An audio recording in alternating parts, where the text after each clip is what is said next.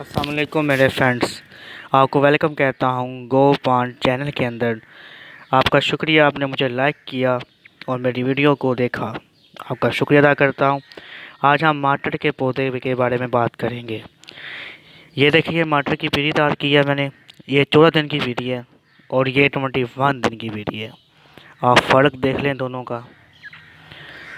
और ये बस गोबर खाद का कमाल है। मैंने बाल मिट्टी लेकर उसके ऊपर सीड फेंके, एक टमाटर काट के उसके अंदर से सीड काट ले, उस सीड के ऊपर गोबर डाल दिया और ये देख लें आप क्या जेट है। इंशाल्लाह कभी इन पौधों को मैं बाल्टी में शिफ्ट करूँगा। उसके बाद जब उसमें टमाटर लगेंगे, बड़े होंगे, तो मैं वो वीडियो का एक अलग पार्ट आपको आकर शेयर करूँगा। आपको वीडियो अच्छी लगी हो तो मेरी वीडियो ज़रूर लाइक करिएगा।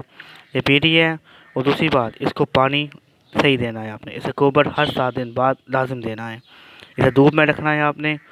और इसका कार आपने एक बात का रखना है, इस पर मक्खी के जाली ना लगे और मक्खियाँ अपने अंडे ना दें। उसके लिए आपको पानी में सर्फ मारना होगा मिक्स करके इन पौधों के ऊपर।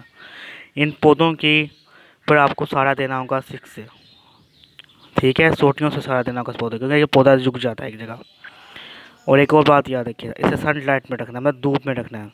कम से कम 6-7 घंटे की धूप इसे लाजिम मिले, तो ये पीढ़ी इस तरह की बन जाएगी और बहुत अच्छी तरह ये मटर देगी।